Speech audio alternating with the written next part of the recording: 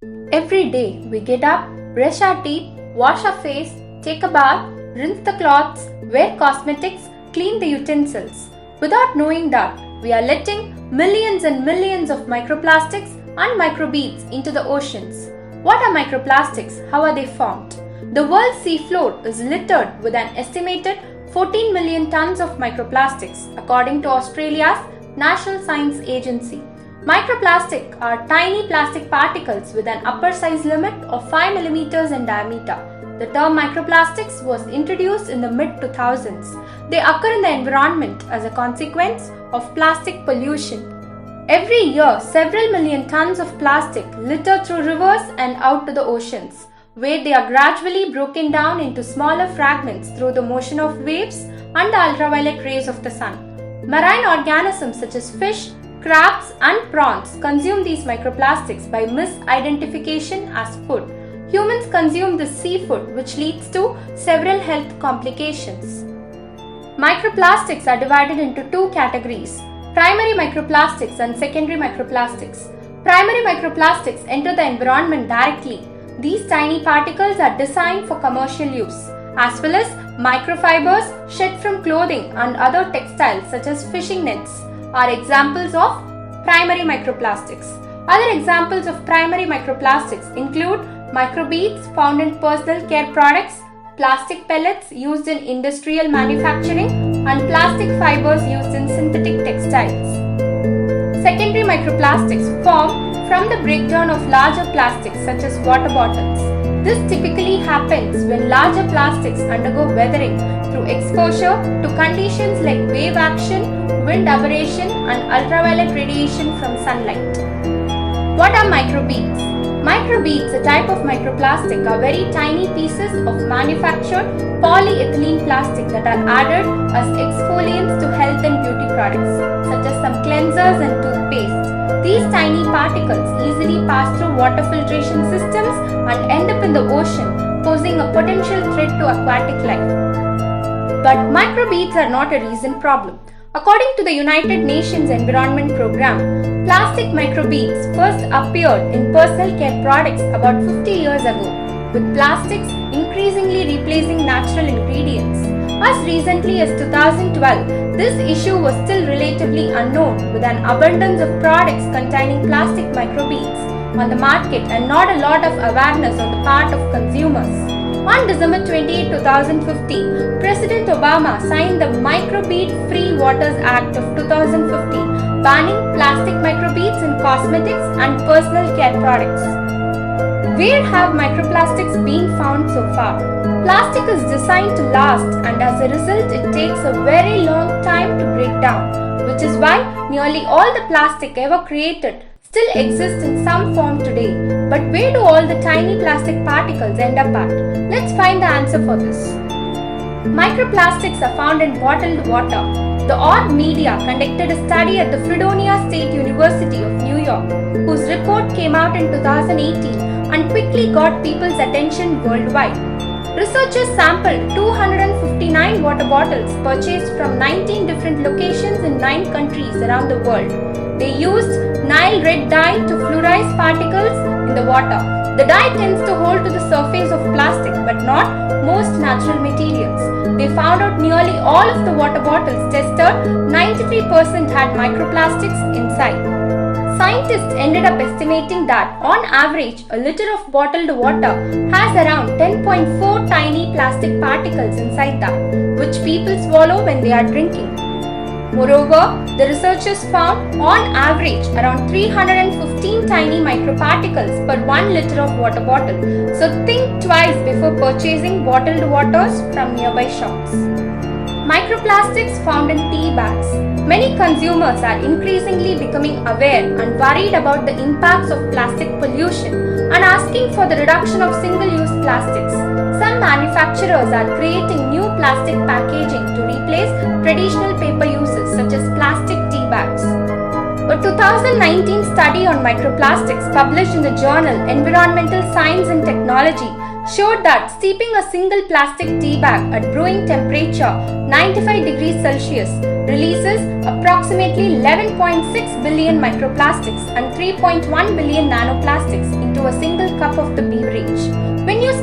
tea bag in hot water, they break down just enough to release billions of microplastics right into your beverage. So think, how long have you been using packed tea bags? Microplastics were found in beer. In a study published in the Food Additives and Contaminants Journal, a total of 24 beer brands were analyzed in the search of microplastic fibers, fragments, and granular material. In all 24 beer samples, microplastic was found.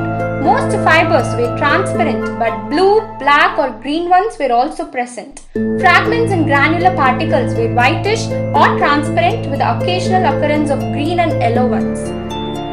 Though the small numbers of microplastic items may not be alarming, but their occurrence in a beverage indicates that the human environment is contaminated by micro-sized synthetic polymers to a far-reaching extent.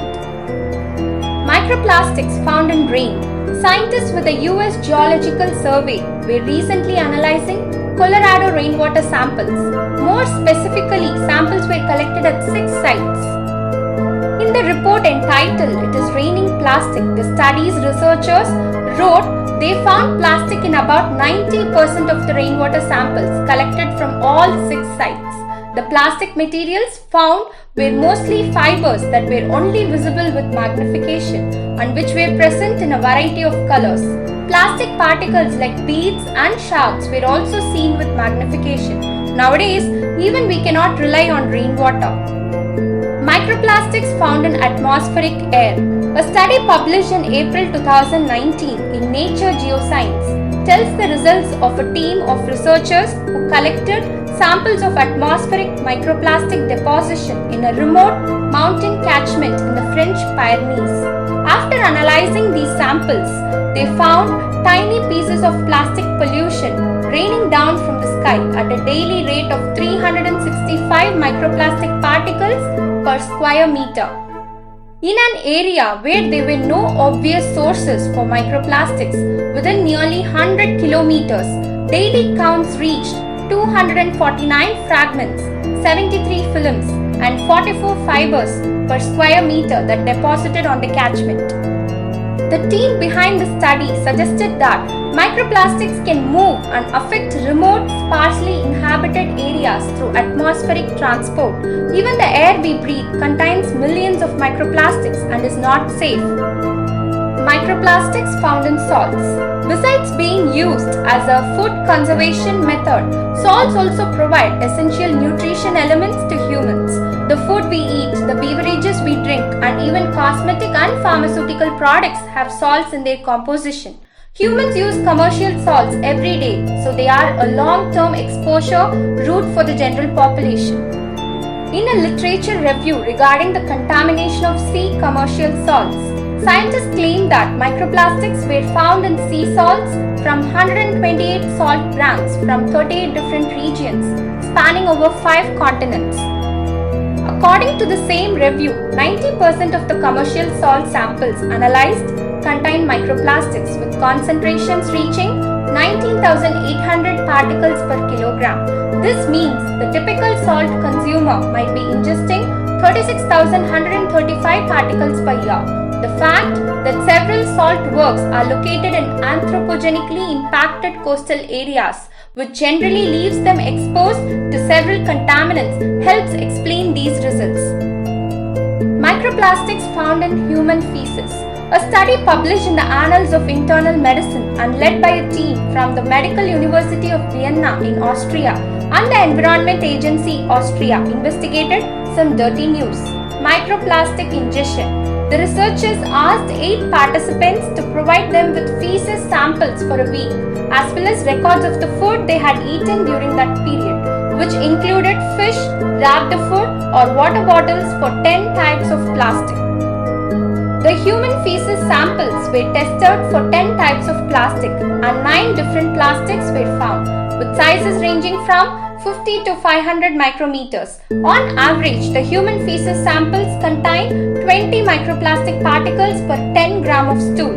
Dr. Philip, a co-author of the study, said larger investigations are needed to validate these findings. He also warned about the importance of researching the potential intestinal absorption of microplastics by humans as well as their effects on human health. Have microplastics been found in animals, fish and seafood? The answer is yes. Because of their small size, microplastics can be ingested by a wide variety of marine organisms. According to a 2016 UN report, over 800 animal species have been contaminated with plastic via ingestion or entanglement. Plastic ingestion occurs within different trophic levels, including marine mammals, fish, invertebrates, and fish-eating birds, and plastic particles are often found in organisms' digestive tracts. With a preference to smaller particles, micro and nanoplastics can persist in the animal's body and move from the intestinal tract to the circulatory system or the surrounding tissues. A study named Microplastics in Seafood and the Implications for Human Health describes the evidence regarding human exposure to microplastics via seafood. Plastic particles are often found concentrated in an organism's digestive tracts, such that bivalves and small fish consumed whole are more likely to expose microplastics to the human diet. As a result of the widespread plastic contamination, microplastics are being ingested by many species of wildlife.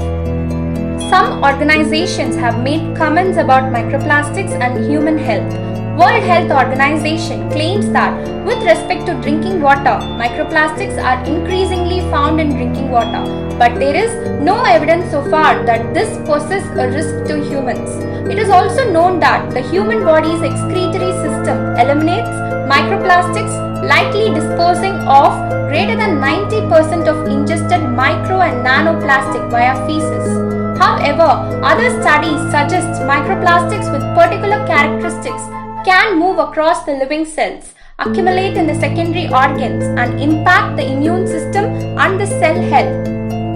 One thing looks clear: further research is essential to understand the effect of microplastics on humans. At the same time, let us practice replacing the use of plastics and proper disposal of plastics to reduce the harm it causes across all human ecosystems. Finally, think on how many microplastics do you ingest per day?